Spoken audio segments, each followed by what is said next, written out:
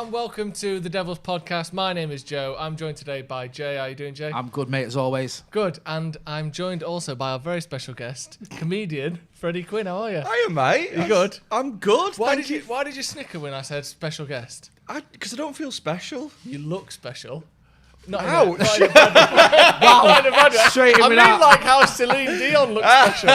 Not like, extra money for school dinners and that. I just mean you look great and you're here, and it's very good to have you. Thank you, mate. Good. Cheers. Sorry about any insult that may have come across there. None taken at all. None taken at all. We're going to be looking at some transfers. We're going to be talking maybe about what you've been doing for the last few months. A bit of comedy stuff. Enjoyable. You've been doing a lot of we've been doing loads inventive of and stuff. new ways of performing live comedy. Yeah, lockdown hasn't been very kind to comedy during, because I mean it's comedy's usually packed, tight venues and stuff like that, and that is like a fucking petri dish for coronavirus. So we've had to be creative about how we've done stuff, and we've been doing some filming for doing comedy in weird outdoor locations. So we've done comedy in a barn. We've done building sites, gardens. We're doing one on a canal boat to 8 people. I love next a barge, week. You do love a barge. I went on a barge holiday a few weeks ago. Did you? Yeah, You actually did. Yeah. really, really Wow. good. You'll love it. Was it just you? No, me and... Well, I didn't actually go on the holiday. I stayed over a couple of nights, but me and my mum and my dad. You, your mum and your dad Yeah. on a barge. Where were you going? Which canal? Ashton area. I don't know what the canal's called. Ashton Canal? Yeah. Yeah, let's Portland go with that. Basin, it's called in Ashton, if anyone wants to go down there. Yeah. Sniff the area that I used to be. Do you know what? I'm not there. I love the idea that there's people that have logged into this and gone, oh, United have signed that left back. And we're discussing We're the gonna be Aston getting Canal. onto that. Right, Maybe I'll finally get to learn how to pronounce his fucking name. Oh, this is going to be amazing. And then we're talking about canal barges. Right, well, we'll come back to that. Let's start. Let's have a look If we at some have left to. back. Sergio Reguilon has been the target of Manchester United, the apple of Manchester United's eye for the last few weeks, potentially, or maybe not. And today, Sevilla's director of football, Monchi, who you may be aware of from his time at Roma and other fun names. Apparently, he's come out and said, regarding the issue of Reguilon, I've already said it, we would love to have him here, but it's complicated because there are economic, very strong rivals with whom we are not in a position to fight. There's also been talks that United are maybe putting forward a striker as a priority, and that Reguilon or any other left-back, we'll talk a little bit about Tellers in a bit, are kind of on the back burner for now, and that we don't really need someone in that position. These comments, obviously, he's a Real Madrid player, so the fact that someone from Sevilla is coming out and talking about him isn't necessarily a big issue, other than the fact he was on loan there last year. Are you bothered how much Sevilla want him? Because the rumours are that they just want him on another loan. So if we're going to be buying him, that sort of rules out Sevilla anyway. Yeah. Are you concerned that United may be putting these, this position toward the back of the list a little bit? I am a little bit, because me and you were talking about it the other day, we've been speaking about it in the paper talk and in debates and stuff. And the fact is, regardless of how much a priority left back was, when you're offered a player of this quality for a reasonable price, in this day and age, a player that, from what we gather, it would come to Old Trafford, then you should take it. You can't just say, oh, well, we're prioritising other transfers. I've always said this, we should be able to do more than one transfer at a time anyway. We were able to get Van der Beek over the line whilst we were looking at trying to get Sancho deal done. So I don't understand when a club like Real Madrid are going, Reguilon is available, we're open to the idea of selling him, we can get him for a reasonable price. We know that, okay, we've not seen him in the Premier League, we saw him in the Europa League, we saw what he did now, we've seen him in La Liga, where I think he was the highest rated left back in La Liga. He's only 23, so he's going to get better, he's going to improve. It's a tap-in. Just get him. You can buy him, get the deal done, and still be looking at strengthening the attack. And I think if we were to go out and get Reguilon, we've already got Van der Beek, and then add someone to the forward line, that's a decent transfer window. If we ignore it or we wait and go, well, we're focusing on Jadon Sancho or whoever, and then come back in a few weeks' time and Real Madrid have decided to loan him out, or someone else has come in, someone from Italy or whatever has come in with a bid and it's been says we missed out on him basically. We're just going to look at it as a wasted opportunity. Yeah, he does seem to be available now, doesn't he? Like, it just seems like just buy him. Or do you think that pushing for a Sancho or whoever is the right way to do it? It's like we were talking about before this. For 30 million quid for a player that will most likely be a first teamer, for me, that's a great deal. That's fantastic. I mean, if you look at our options at left back, it's poor. I mean, Luke Shaw is all right. He can't stay fit for a full season. Brandon Williams is a good young player, so far from the finished product. It's skirt. I mean, I like Brandon Williams. Do you know what I mean? I like how much of a dickhead he is, really, as much as anything else. Do you know what I mean? He brings a bit of tenacity. Yeah. But for 30 million quid to vastly improve a position that is a weak point in United's team, think about how much that would affect Rashford on that left-hand side. Yeah. It'd be a huge signing. And I just don't see... It's spur change for United, 30 million. It really is. Myself, I would love to see Sancho at United. That's got to be our number one priority. Yeah, definitely. But if we can't get Sancho over the line, there is no other right winger that is as good as Sancho. No. So for me, it should be him or nobody. Don't get a stopgap. Don't get somebody just to fill in the numbers. It's him or nobody. What about someone on loan for a season, maybe? Or Who? Who would you have? Yeah, that's the thing. Who would you have? I mean, Bale, I guess a company wouldn't come for a season and his wages would be astronomical. Yeah. And we all know what happened when the last time we signed a player with astronomical wages, and Alexis Sanchez, who's come out and said he had one training session and decided that United wasn't for him. That's weird, isn't it? We haven't mentioned that on the podcast, have we? It's unbelievable. I don't want to go at him too much because we've been having a go at him for 3 years. But, like, what do you mean? What were we doing? Everyone just turning up and, like, kicking the ball. Like, what? It's weird because... How bad can training have been that he's like, one training, I'm bad enough? Jose's become so much of a bogeyman for some people that I've seen a lot of people on socials going, oh, well, that's Jose, that's Jose for you. He came here and he saw how bad Jose was and then he didn't want to be here anymore. And you think... Hang on a minute. He spat his dummy out at Arsenal for months. There was those, remember those, like, he fell out with everyone. He was sitting on the touchline sulking. He wasn't happy. He comes to United and within hours he's made his mind up that it's the wrong move. What? Because, like you say, how bad was that training session for him to say that? And let's face facts. I don't think there's ever been a more disappointing signing for Manchester United. I'm not saying there's not been a worse player for Manchester United. There has. But in terms of expectation, what we'd seen him done in the past and what we actually got when he came to Old Trafford, you know, he had one good game against Yeovil, it's not like, and that was it. He's gone from Arsenal to, like, Wrexham. He's gone from pound world to pound stretcher. Yeah. Like, it's not that vastly... You're playing football at the end of the day. How can after one training session you're like, this is a bag It just of shit, seems this? like he just had a bad attitude. Doesn't make sense. Sanchez, and it's funny how, like, you know, we saw these stories about these relatively positive stories from him in comments about United and how he wanted to do his best and all this sort of stuff. And then as soon as the deal is done for Inter and it's a permanent one, he's like, didn't want to be there, didn't rate it, hated it. Honestly, it's hugely disrespectful from him. Hugely disrespectful. At the end of the day, we were paying him 400 grand a week. If I was in a fucking prison internment camp and I was being paid 400 grand a week, I'd have nothing but great things to say about the place. I'd be like, kept a roof over my head. There's a nice little bed on the floor. 3 meals a day. Exactly. It's so cheeky. It's such a cheeky move. It is very cheeky. It's the words of someone who doesn't understand what everyone else's life is like. I think. And do you know what? It seems out of touch when you say, like you said, they were paying me 400 grand a week, and after one day I wanted to fuck off. Yeah, that is shit. And do you know what as well? Right. When he left, Solskjaer was so classy. Oh, it's not worked out here, but we really, you know, he's a player of undoubted class. We hope it'll work out with Inter. Imagine if he left and Solskjaer went, well, he was fucking shit. Like, he took a lot of flack as well, because like when he said, when he was still our he was loaned out, and all he said, well, hopefully they'll come back here and prove himself. That's obviously just being nice and being positive about a player that's still technically your player. Yeah. And then loads of people in the press were jumping on it and going, Sanchez is coming to come back. He still wants him back. And he obviously didn't mean that, but he wasn't going to go like you were saying, Freddie. He wasn't going to go, hopefully it's a permanent deal because we don't want him back here. Because that's just ridiculous. Yeah. So he tried to be positive about him and be classy. And Sanchez just thrown it in his face. And let's face facts, right? This guy went to Barcelona. Yeah, all right, he won the league with Barcelona, but flops in the Champions League. He was a disappointment in Barcelona. You know, they brought him and they thought he was going to be this superstar. He was going to be sort of, link up with the likes of Messi and be that type of player that, you know, Neymar and Suarez ended up being. He wasn't, and he didn't, and he went massively off the boil. You don't go from Barcelona to Arsenal at your peak when you're like 26, 27 because you're playing really well. You don't. Do you know what I mean? Barcelona don't sell you to a club like Arsenal, with no respect, aren't in the elite sort of top level clubs like Barca, Real and United. So that obviously didn't work out. He goes to Arsenal, falls out with everyone. It was good for Arsenal. He was good. Won a couple of FA Cups, I think.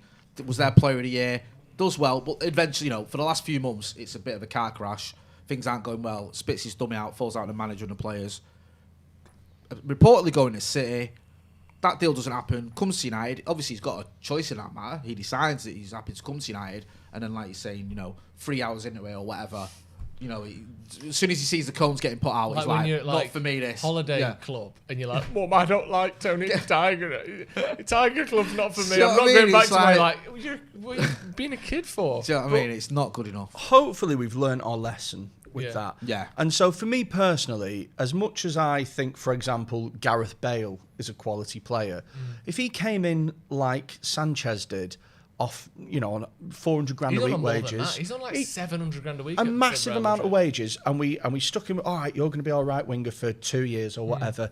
I think, oh no, here we go again. Do you think Thiago Alcantara falls into that bracket of what we're talking about? Because there is he's a 29-year-old who wants big money, big wages, and apparently, again, this is reported, and I'm not saying I know this for a fact, but it's what's being reported, that his wages would break the structure that we're trying to implement now. Do you think that, or do you think? I don't think if you're going to break the wage structure for anyone, I don't think it's Thiago. Fair enough. I think if you can get him 250 grand a week, I don't know what he was wanting, but like I said, he's coming from Bayern Munich, seemingly with the sort of the power play of contract running out. They don't want to sell him, seemingly, so he's got a bit of clout. He's walking in like, I've left them not because I'm too shit for them to play me, but because it's up to me.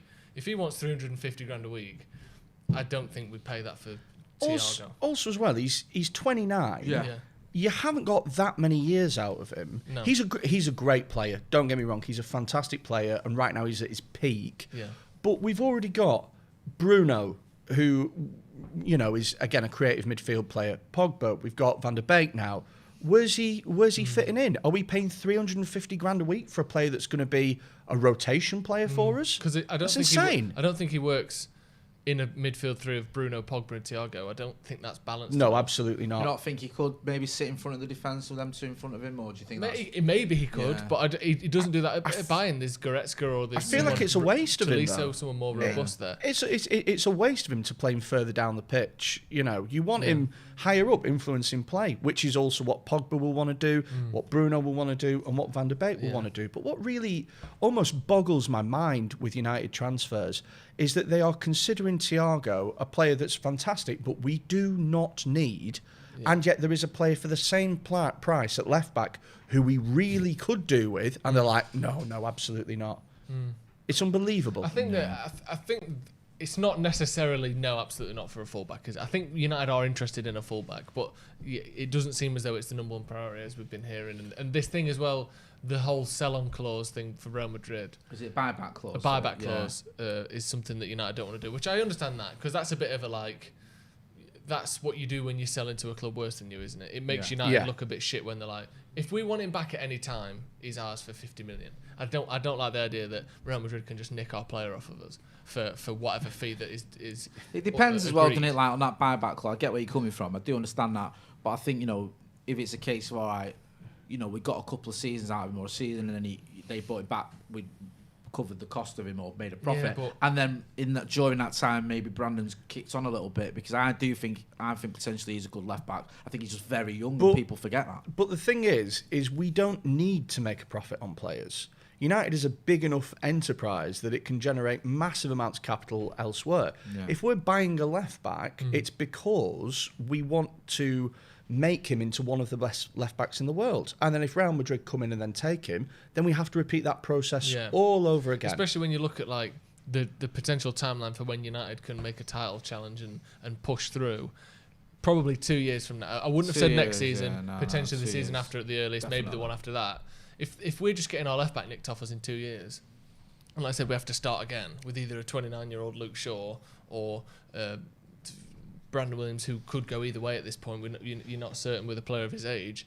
I don't like the idea that they can just nick him out from underneath us. I mean, that's just when he's getting good. If that is the sticking point and it can't be resolved, yeah, then maybe that is why United have to walk away. But if there is room for manoeuvre there, and Real Madrid are like, do you know what? Maybe a sell-on clause. Because or they take potential thing. Yeah, or that that could first work. refusal. I don't know how sort of set in stone that they are with that, and how realistic that is that they'd want him. The thing is with first refusals is they're not very common anymore, because they're pretty much not worth the paper that they're written on.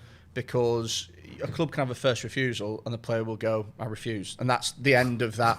It's dead in the water. Yeah. The thing is with Real Madrid, though, is they've already got Marcelo, who is a stalwart of the club. Yeah, he's only 30, I think, as One well. of the best. He's either 30 or 31. He's not like 34, 35. Like, where if Mendy got injured, 31-year-old They've got Marcelo, that young lad as well coming through. Is it Gutierrez? What's his name? Casey, what's that lad coming through from left back at Real Madrid? Sorry, he's 32. He just turned 32, Marcelo. Gutierrez, is it?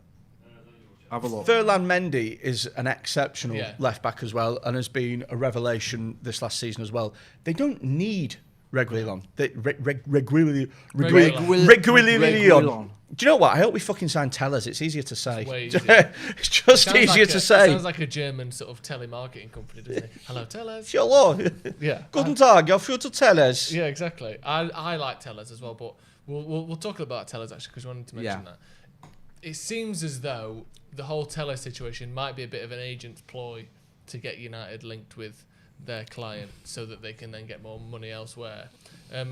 We could be after him, but it does seem a lot of those signs are like, oh, Man United want him as well, which you hear all over and over again every transfer window.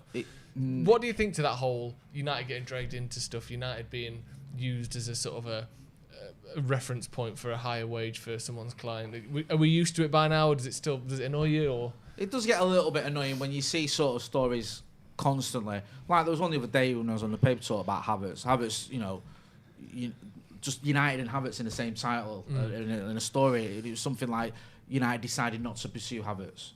And it's like, because they wanted to focus on Sancho, and he thought that's just a story putting United and Havertz in the headline after he's already signed for Chelsea just to generate some clicks. And then it's like this whole thing of, you mentioned Sellers there being linked with us and his agent. There was a thing with Magalhaes, United were inquiring about him. How serious was that, though? And then all of a sudden he gets his move to Arsenal. It does seem like you throw United's name into the hat and all of a sudden the move happens or the wage increase happens or the deal happens, whatever. It seems to move it forward. Also, the press lap it up as well because, despite the fact we finished third, we're still the biggest team in England easily, one of the biggest teams in Europe, certainly in terms of clicks and attention and selling papers and stuff. So you're always going to try and link United with that. So it works for everyone, except, the fans who are like, we want to see players come into the club. And when you link with all these players and you start thinking, maybe there's something in this, and actually you scratch beneath the surface, and there isn't. And like the Tellers thing, he's sort of come out of the blue a little bit. I don't know how serious our interest in him is. It sounds to me like his agent going, United are interested in us. And let's not forget, when we bought Aaron Wan-Bissaka, I think it was it Woodward or someone said, we had a list of 1,000 right-backs and we whittled it down to one. So technically, any of those right-backs could be linked with United or on a list for United. You could say, he's on our list for United. Doesn't mean we're going to buy them. Do you know what I mean? It's like the whole David Brooks thing.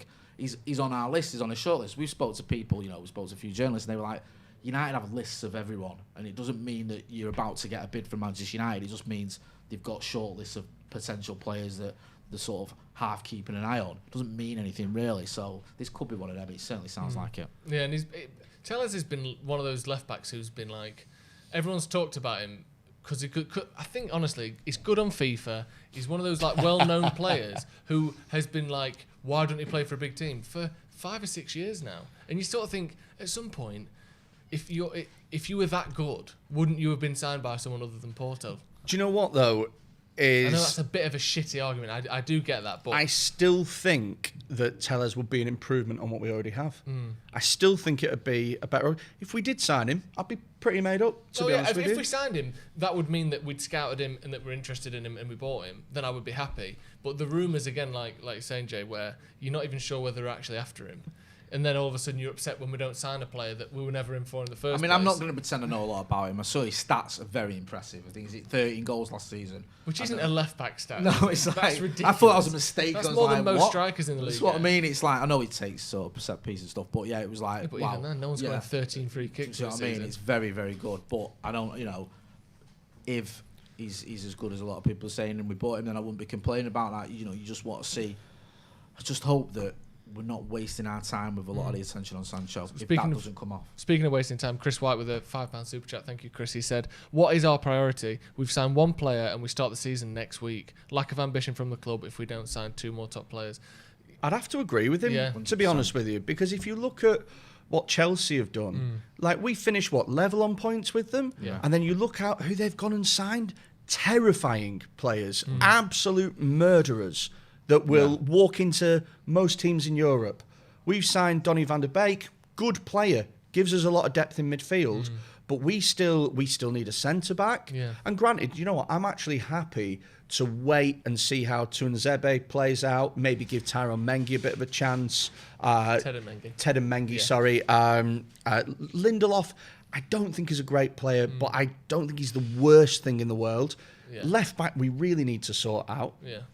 Right winger, there's Mason Greenwood, and that's it. Yeah, and he's not even a right winger. He's not really. He's not. He's You're good right, there. He's not a right winger. You know, he gets goals there and stuff, Yeah. but he's not. That's not what he's played his whole life. He's a striker. So there's two options really. Is either we go out and plug these holes, or we change our formation. Those are the two options. Yeah, I don't.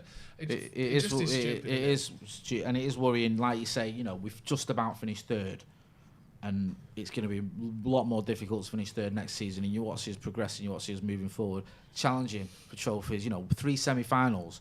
It was just horrible this season, getting semi-finals and losing them. You want to see us winning trophies. That's what we're about. And have we improved enough that you think now we're in a position where we should be winning trophies? I don't know if we have. Because the only difference is Van der Beek, as good as he looks, and like you mentioned, Freddie, he's a squad player, which squad players play 25 to 30 games. It's not irrelevant, but he doesn't improve on, as far as I'm aware, he doesn't improve on any single position in the first team. He's not better than Fernandes. He's not better than Pogba. He won't play instead of Matic.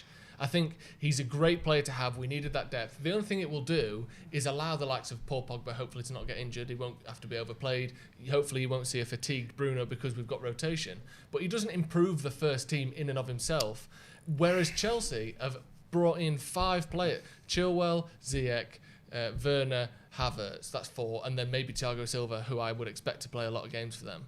They've improved their first team in if anything, the only weakness, they might have improved it in too many positions. The only potential problem I see with Chelsea is getting all those players to gel in time for the new season. That's really tough, and I think I wouldn't be surprised if you saw Chelsea in 6th in October or November, because that's a lot of play. That's a whole new attack that has to gel in the shortest pre-season that there's ever been. And so hopefully there'll be a delay in which we can kind of sprint ahead of them. Yeah. With regards to Donny van der Beek, I mean, I think personally he does improve that first team, because if you looked at United towards the end of last season, oh my Lord, we looked tired, particularly Pogba and Bruno's last 2 or 3 games, which we don't really talk about, were really poor. I mean, don't get me wrong, superb player, love him to bits, think he's revolutionised the club, but his last 3 games, he looked knackered and he needed a rest. He was knackered. But nobody else can do what he does. Yes. Pogba kind of can, but it isn't really happy that far up the pitch.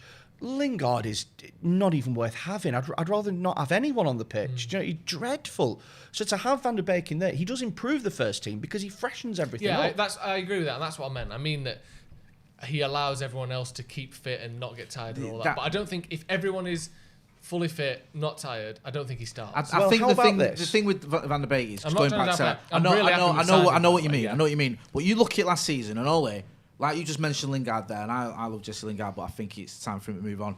Pereira, for example, is another one who's just not up to scratch. Ole felt he had to play a knackered Bruno because he couldn't rely on Pereira and Lingard. Exactly. Whereas now he could rest him and bring in Van der Beek, because you wouldn't go, That's what I mean. I can't start Van der Beek in this semi-final or in this game. He can. Well, it's not an issue. Whereas in the past it was. We're talking as though we're assuming that the formation is going to be 4-2-3-1 or a 4-3-3. Now, I would love to see United play in a diamond midfield with 2 up front and have Matic sat at the base of that diamond with Pogba and Van der Beek either side and Bruno at the top, and then Rashford and Martial or Greenwood in there as well up front, and then to have those 2 players split and cover wide positions, and then you've got Bruno, you've got Pogba, you've got Donny, who all like to get up, attacking left back, and who all like to get up to to bomb that centre. I'd love to see something like that. I think that if you play like that, he makes a massive difference to the first team. If we're looking at potential changes in shape, then of course we don't know. And like I said, I wasn't trying to slag off Donny van der Beek. I just think hasn't been brought in necessarily to take anyone's place in the first 11, assuming they're all fit. I think he's a great addition. But if we change, there's no indication other than occasionally we've played 3 at the back where we've seen changes in formation. Generally, Solskjaer seems to like the 4-2-3-1, and maybe that's just because the personnel we had at the time, you needed 2 at the base because Fred and McTominay can't do that role by themselves, but maybe Matic can. Well, the thing is as well to remember is that Donny can play as a number 6. So he can, disrupt play, tackle. His tackling stats are enormous. He can play that kind of player, but he's best off the ball, making space and exploiting space. And if you want to get the best out of him, then you need to give him creative license to push up. Did you see the Ajax fans, was it last night, giving him a send-off? They absolutely love him, don't they? Is it weird. just because it's Ajax and they're trying to look all cute? I don't know, man. It's like, you know what I mean? I've never loved anyone Using the to way play a leisure. these Ajax fans and love a 23-year-old who plays for their football team. Bricks through his window, not like, oh, mate, we love you, montages, see you later. Spraying themselves with Van der Beek scented perfume. I've never seen really anything weird. Have you ever loved anything or anyone as much as Ajax fans love Van der Beek? I've never seen anything like it. One of my kids. Really? See, that's not bad. My That's favourite. not bad going. Do you know what? I really like Ajax because Yeah, I feel like they embrace their position as the bitches of Europe. Do you know what I mean? Like in a better club just comes along and goes, right, well, we'll have Frankie de Jong, we'll have Matthias de Ligt, and they go, yeah. You know what I mean? About right. It's weird though because their model still works and they still keep winning their league. They still keep challenging in Europe as well. It's different levels. They have their sort of not their all cycles, the time, but they do. You know what I mean? They're not like the proper whipping. I know where you're coming from, but they're not like a club. They've done better than United. Yeah, in of course Europe they in have. the last few You years. look at that Europa League final and how the fortunes of the 2 clubs have gone. They've been in a Champions League semi-final and walked their league. I know it's a different league, obviously. Well, we haven't even, we've struggled to get into the Champions League. So I'll tell you what where that's the down levels are. to. That's down to a solid director of football who knows what he's bloody doing. Because I'll tell you what, if you told me that Dusan Tadic would be the centre attacking focus. Incredible for them that season. Incredible was ridiculous, for them. wasn't it? That was like, hang on a minute, he looks like that bloke that used to play for Southampton. Yeah. He looks just like, and he's got the same name. But he's not This shit. is madness. But he's good. Yeah, he's like amazing. It's incredible, isn't it? Yeah, but it that is a director of football that knows what's going on, and that is what we really still lack. Do you know what? You're right as well, because if you look at, say, I do this every podcast, forgive me, look at the Scousers, for example.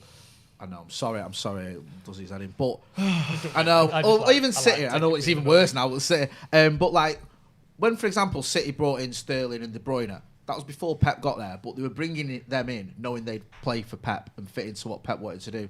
When the Scousers, they scouted Salah for a long time before they even got Klopp, because they know he fits into that system of the way he wants to play. So it's getting the players that fit into that system and a director of football that oversees that. Bergistan at Etihad works with Pep and he identifies the types of players that fit into that system. At United, we've not really had that. We've just had almost this scattergun approach to transfers, or a manager coming in for a bit and making demands, or getting players. In the case of Van Gaal with Herrera and Shaw, who didn't even want. Mourinho with Freddy, we didn't even want. Ironically, the only 2 players from his time still left. Yeah. Cheers, with Mourinho, he didn't want Fred, and he got him. He just left him on the bench, didn't he, for the time. That was his main signing in his last summer. It doesn't make any sense, and it's like you look at that, and you look at other clubs and how they've got a director of football that works with the manager, works with the system. That's what's this is what's sort of almost hilariously frustrating, is the amount of money we have wasted by not having a director of football is shocking. It must be in the hundreds of millions easily, and yet 30 million quid for a left back, and they're not sure. And it's well, they're not the regular.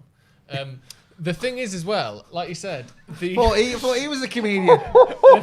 Straight man. If I tempted to go by, he is. Jesus, that actually hurt. Yeah.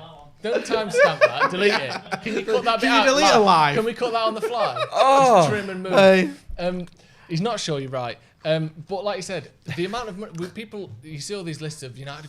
Why are United so struggling so much? They've spent 800 million in the last 10 years. Because like you said, the direction has been so, this type of manager, whilst supporting, Daley Blind was clearly a Van Gaal signing, players like that who he clearly wanted, at the same time as oh, this player just happens to be available for 300 grand a week, we'll get him as well. Here's your Falcao, here's Sanchez.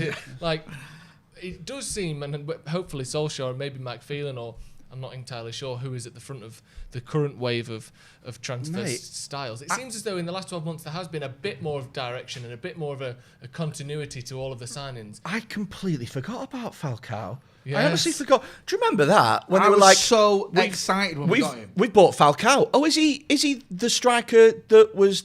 Maybe. Yeah. Maybe. Like I hope he's that guy. Any knees left? Has he? Just Can he run and stuff? I don't know. It Maybe. It's weird, wasn't it? Because- Fingers What crossed. lovely hair. Yeah, he was like, obviously he flopped at United, and then he still had a bit left in the tank after he left, didn't he? You know what I mean? So Yeah, in the he went back Champions to League. Monaco and Yeah, did and he really did well really well. But again, you know, After look at Chelsea.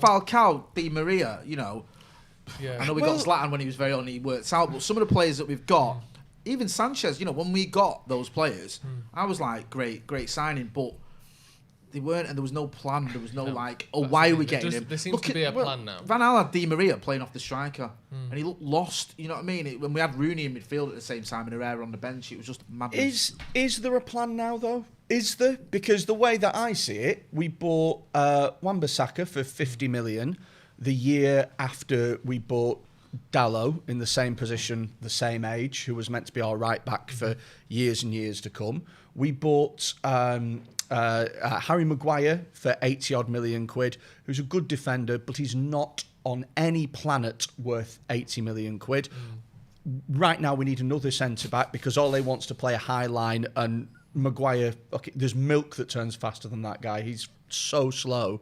So it seems as though we still have problems. We do. I think. I'm not saying it's sorted or that it's like finely tuned machine or that we don't need a director of football, but I think the signings we've made, and obviously Sancho's someone who United are clearly after, and you know Dan James is young, wasn't much of a risk at 15 million. Well, you say that, but he was the only winger that we signed in that, and I I'm think not saying that we've got it represents a right. huge risk. Maybe, but I don't think he was considered to be a first team. No, choice, he wasn't, was and 50 million isn't a lot. My only sort of slight thing with Dan James was it was a little bit sort of Leeds were in for him. He was going to go to Leeds for 4 million, and we sort of Well, he played that's 10 it. more games, Yeah. and then we bought him for 15. I'm not saying, you know, I get it. There's United tax and everything. It just seemed like But a I bit just of think a with No, last minute thing. But I think when I hear about that, I don't think about the United tax and paying a little bit more for him. I worry that if there's a player that was so good that we should get in for him, then why did we nearly let him join someone else 6 months earlier? That's what I mean. It was Like- like very last minute, like, and then Ryan Giggs is Welsh. You know about him? But Yeah, he's alright. He's good. But we'll These get him things, then. that's exactly it, isn't it? And the thing There's is no these plan things happen time after time after time after time. They happen every transfer window. And do you know what? If we hadn't have signed Donny van der Beek, we'd be sat here now going, what the fuck is going on with this football club? we are only one player in Van der Beek away from this being a disaster so far, aren't we? Exactly. Yeah. And he's this not- hasn't he's- not been a he's- good transfer window You need. so far. I mean, I think the thing is as well. It's nature of the beast. Everyone wants that marquee signing, don't they? Every Yeah. United fan is like, Sancho is a marquee signing. Yeah. Van der Beek, not criticising a guy, great signing. He's not a marquee signing. He's not when you go, well, we got Van der Beek. Yeah. This is it now. Yeah. Title challenge, here we come. It's not like that, and I think that's why a lot of fans are still frustrated, and why people are making in the comments like, you know, you want to see us strengthening to the point of there's a signing that comes straight into this first team Yeah. that makes a massive difference in this sort. There's of not league. another player that's close to Sancho. There's not another one. No, not in terms of how many boxes he ticks. Age, Yeah. he knows Manchester. He's friends with our players. He's played in England. Goals and assists. Goals and assists. Yeah, quality. Not even looking at the quality of him. Yeah. But just all of those other stuff.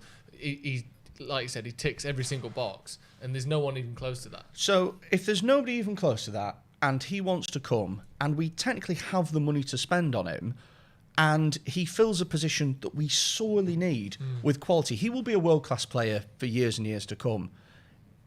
I don't understand what we're quibbling about 15, 20 million for. Well, I think from the stuff you see of transfers and people who do transfers talking about how difficult transfers are to do, I think it just, hopefully, it's as simple as it's very difficult to get a transfer of that size sorted. I think just logistically, it's a huge undertaking for any business to do any deal of 120 million in size. I think it's, hopefully, we're sort of But quarrelling over the finer details at this point. I understand. I'm not being ignorant about it. I'm just looking at some of the comments here on my phone. I understand what you said. I almost forgot we're live. But if it's that difficult to do transfers, then why have Chelsea done 5 of them? Yeah, do you know what I mean? Yeah, like, I'm not giving him an excuse. From, you see this stuff on the. Darcy Sweeney's just asked, do you believe reports from Germany that they're just trying to pressure United into a transfer and Barca Real Madrid can't afford him right now?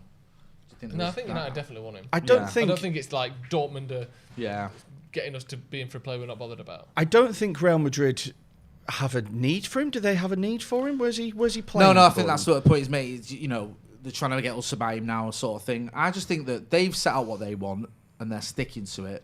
And United just got to match it. They've got to, the thing what is, I mean? And not try and do this thing where we'll say, all right, we'll give it you, but we'll give it you over the next 12 years. No, just do it. Do you know what it is as well? Let's be fair.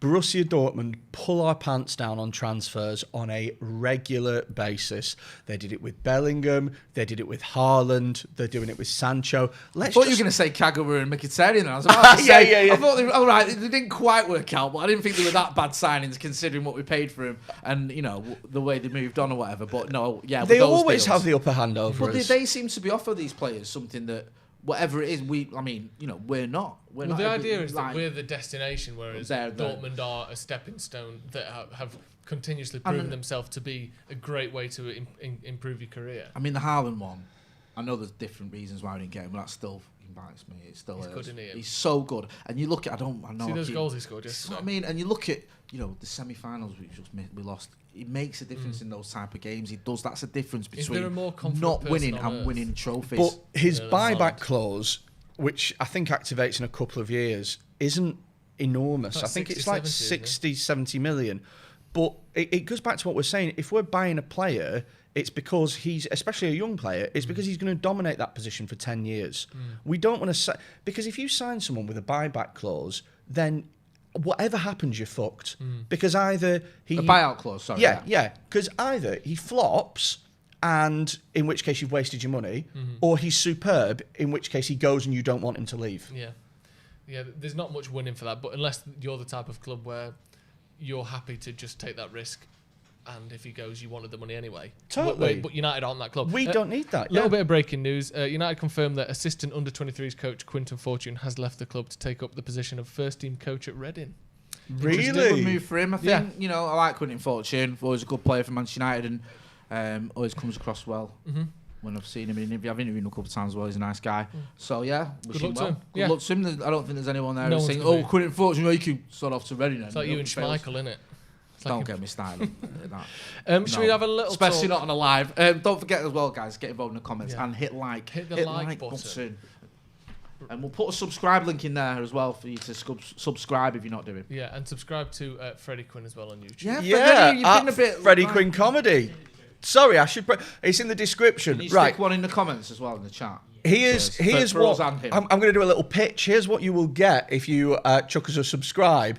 We have filmed comedy in the weirdest fucking locations like in the world. Nobody's ever done comedy in barns and on boats and on weird-ass places. And I'll tell you what, the boat gig is next week, and I'm going to die on my fucking arse. And it's going to be beautiful to watch. Would you do stand-up and a skydive? Stand-up skydive? Yeah. I'm terrified of heights, so yes. That'd be fantastic. That'd be really good, wouldn't it? Yeah. Stand up in a slurry pit. In a slurry pit. Wow. Who knows? Stand up on a go-kart. That sounds like something that they'd have in like Saw. Do you know what I mean? You've got to get your way out. Exactly. That'd be fun. But yeah, make sure you check out Freddie's YouTube Someone's channel. asking why aren't we going for Skriniar? He would be cheaper than Upamecano. Would he? I don't think he would. I don't think we must not want him. I don't know. I mean, there's so many players that it's like, why are we not going for him? Why are we not going for him? Why are we not going for him? And I think from what the noises are coming out at the moment is that we're all focused on this Sancho deal. Yeah, and also that seems to be the thing. As I know we're not that good, but there aren't that many players in the world that improve United's first team. No, they just aren't. They're not. Especially like you say, the first team. Our first 11 actually isn't bad. Is very good. It's just when it gets knackered. Do you think? Yeah, I think it's when it's I'm not saying there's like no players. Yeah, I think there aren't hundreds of players. I think if you left back and centre back, I think there are dozens of players that would walk into United's Really? team. Dozens. I still think Axel's got a future, and I still think as well. I know he's made of glass and he has problems, but I think Bailly on his day is fantastic. Maybe, but we've got to the point where surely you have to say with Eric Bailly, it's going to be difficult to rely on him, isn't it? You can't imagine Solskjaer going, he's going to be the centre-back next season. Speaking of centre-backs, though, Smalling and Rojo might be staying at Man United. Hooray! Go on, lads. Is this 2018? 2014. 2014. Yeah, Chris Smalling, the best... Speaking of Skriniar, the best centre-back in Italy last season was Chris Smalling. So he might be a good signing for Man United. Smalling's a weird one, because I actually like Chris Smalling. I think he's a decent defender. And when he was going to Roma and looked like on a permanent deal, I wished him well. I was like, I hope he's had a good season there. If he came back to Old Trafford, I think he'd get a good reception. He's won some trophies with us, had some good games. Probably is a sort of in-betweener in the sense that he was good enough for a Fergie team as a backup, not good enough for a post-Fergie team as a starter. Mm-hmm.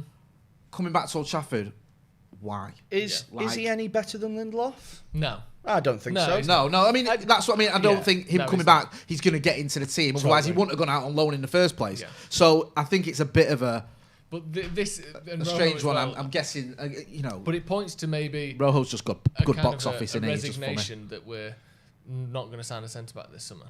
To be honest, if we didn't, I wouldn't be that unhappy because I think that Lindelof's okay.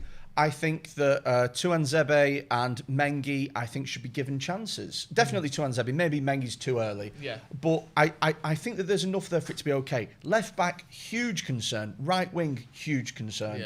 Yeah. Centre back, I think we can leave it till next summer. Yeah, I agree. I don't think our centre back options are too bad, and we've got a lot of them. Even if you don't think they're that good, we're not going to be without a centre back anytime soon. There's 5 or 6 of them there if we have to play them. And also as well, United's defensive record wasn't too, but we improved massively. Yeah, we conceded 30 less goals than last season. It was like you saying. I think you were saying this on a watch along. It wasn't necessarily the amount of goals we conceded. I think, especially post lockdown, some of the goals we conceded were atrocious to watch. Yeah. You had like a comedy of errors leading to a goal. It was like left back makes a mistake, centre back makes a mistake, keeper lets it under his arm. But if you look at our actual record, overall, it was decent. Do you know, of those 30 goals, there's probably a fairly decent percentage of those that are David De Gea just losing his mind. So probably half a dozen at least. Yeah. Where they were big mistakes. And then if you're looking at conceding 20-something goals a season, like Real Madrid conceded 20 last season, and they're the best defence in Europe. And we conceded just a few more than them. Was it our clean sheet record? Barely anymore when you take into account. Yeah, we had the most clean sheets in Europe. Exactly. So even admittedly, PSG were ahead of us and then didn't play another game after lockdown. Yeah, but admittedly, PSG's league isn't exactly. They're playing against just cheese. Exactly. Cheese Do you know what I mean? Like keeping a clean sheet against Liverpool and City, or keeping a clean sheet against Sochaux. Do you know what I mean? Sounds lovely, doesn't it? Someone's asking, do you think the centre-back duo in partnership can improve because of continuity? Do you think maybe Lindelof and Maguire they carry on playing it, or no? I think the reason that Lindelof and Maguire is okay but doesn't work as well as it should do is because Maguire needs a centre-back that complements the weaknesses in his game. In that I think Maguire would be superb if he had a quick centre-back with him. Somebody like Upamecano who is rapid, whereas Lindelof is kind of slow. He reads the game pretty well, he's to not be fair. Deathly slow, but you wouldn't say his pace was one of his strengths. I get what you're and the thing is, we all know Maguire's going nowhere. He's a captain. He's an £80 million signing, so it has got to be Lindelof. And he's in prison. He's on attack. He's on attack, and he's got to be at Old Trafford on that pitch for 90 minutes on that day. He also is quite good. He is good. I think he's better. I think he's our best centre back. Yeah, he's not an £80 million player in any way. But that's not. That's again not my money kind of thing. He's the best centre back we've got. That's how much it costs to get him. And totally. He's not going anywhere, like you said. Before we go, should we have a little chat about Mason Greenwood? Mason Greenwood's dynamite. How good a player he is and how good mint he is at scoring goals. Yeah, I'm all about it. Mate, if he has another season like he had last season, he can shag as many Icelandic supermodels as he wants. I don't give a shit. Mate, I'll drive him to his house, personally. I'll be like a prostitute Deliveroo service. I'm not arsed. Not saying these ladies were prostitutes, by the way, but Yeah, as far as I'm aware, they weren't. But Mason maybe has a slightly different perspective on it to you because he said, YouTube.com/Freddy Quinne comedy. having now had the chance to reflect on what's happened, I can only apologise to everyone, Freddie. He's apologising for what he's done. Baggers, put a sublink in the chat for us, mate. For the embarrassment I've caused. It was irresponsible. chat. Remember Oh, these right, sorry, words. I missed Irresponsible of me to break COVID-19 protocols, which were in place to protect players, staff, and public. Also, as well, like without getting on my like conspiracy horse, the people Have you that got a die. conspiracy horse? No, I mean, yeah, What? yeah, but no one's sure if it exists. No, I believe it does. The saddle sores I can see from here, so something's going on. No, right. Look, like No, right, come on. No, but seriously. Without Seriously being now. conspiracist, like Right, go on. the people that die from COVID are like 120 years old. He's an 18-year-old footballer. Like he's not in any risk. Right? He's been a bit irresponsible, but no more or less than every 18-year-old in the country has been. I mean, I don't, make it all political, but I think, more important people than Mason Greenwood have broken these rules that should. Oh mate, yeah, I didn't see Like Dominic. Jack Grealish.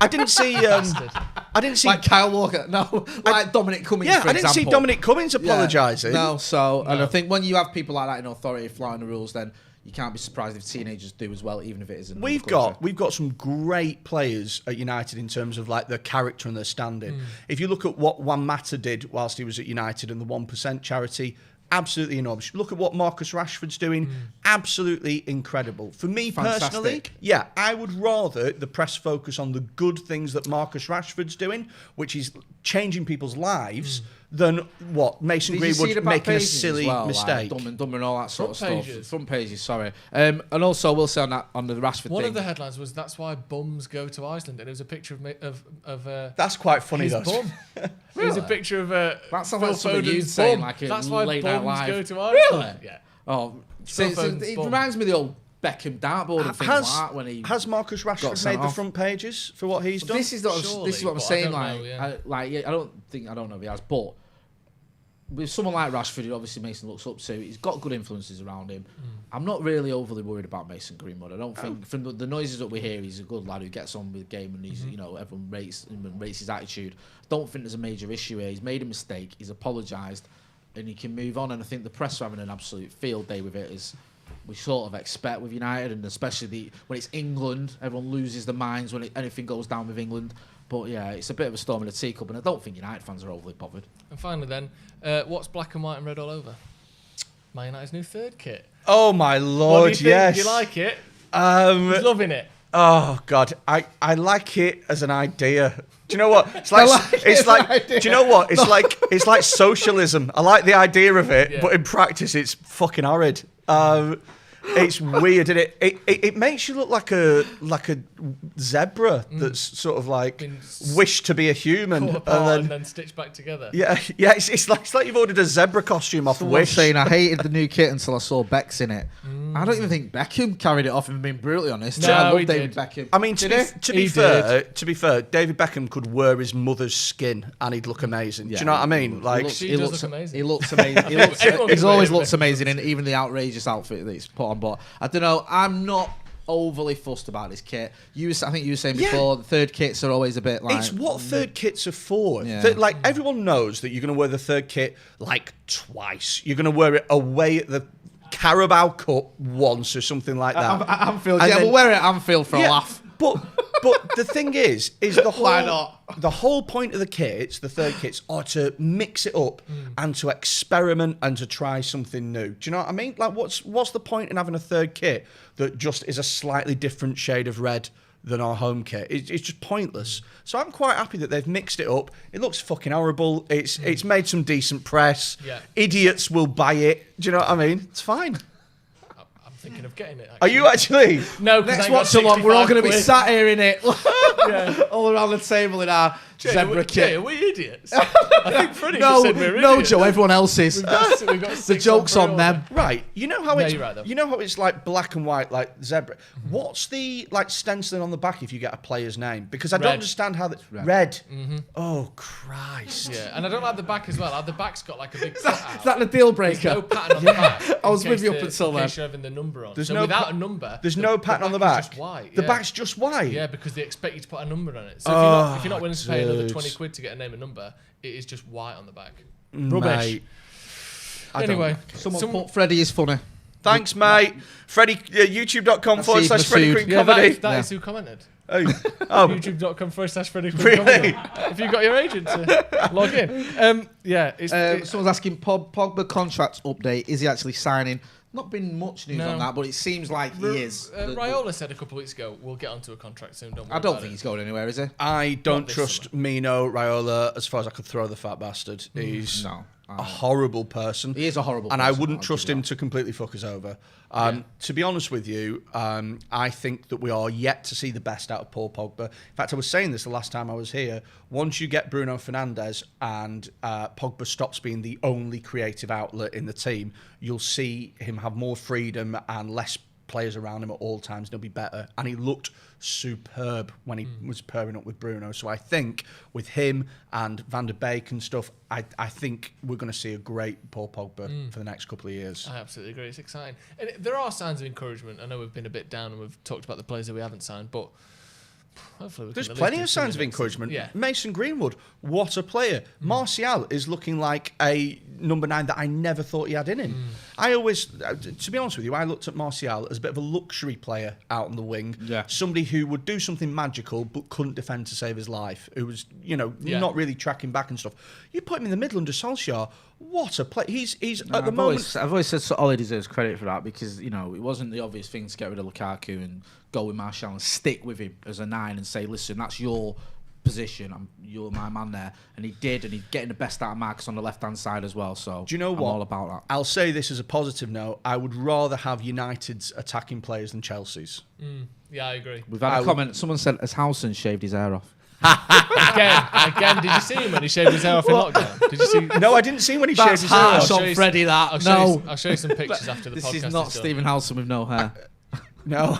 No. I've got to go in a minute. Anyway, I've got to go on a pitch and scream at people. Yeah, Track back! Yeah, that's it. Ronaldo! Track back! Spot on. I think we should call it a day there, don't you? You should be screaming at people more often. Thank you very much for joining us, Freddie. Thank you very much for having me. Yeah, it's been an absolute pleasure. I'd love You'll to be come seeing back Freddie again. on the channel very soon. We've got a little video Oh, lined up, so yes. make sure you check that out. Also, like we said, go and check out Striptease. Freddie Quinn Comedy on YouTube. Yeah, youtube.com/Freddie Quinn Comedy. Link in the description. Link is in the There's a link to description. our subs in the chat. That's With- what I was on about. Within the next month, we're going to have No, it's some not. I can- amazing content for you that's being edited at the moment. It's going to be really, really good and unlike anything that you'll see anywhere else, and it will be free for you to watch as well. Stand up on a paddleboard. Stand up From a Primark. Also, as well, stand up in really like we did one on a cricket pitch to 200 people and That stuff. is actually really Hey, I'll tell you a little story about that. Can I tell you this before we go? Yes, of course you can. So I was doing a gig to 200 people on a cricket pitch, and I was chatting to a woman in Pushing the boundaries of comedy. pushing the boundaries of comedy. That's a cricket joke. I was chatting to this woman at the front. You're proper proud of yourself in out loud, yeah? I asked her what this woman did for a living, right?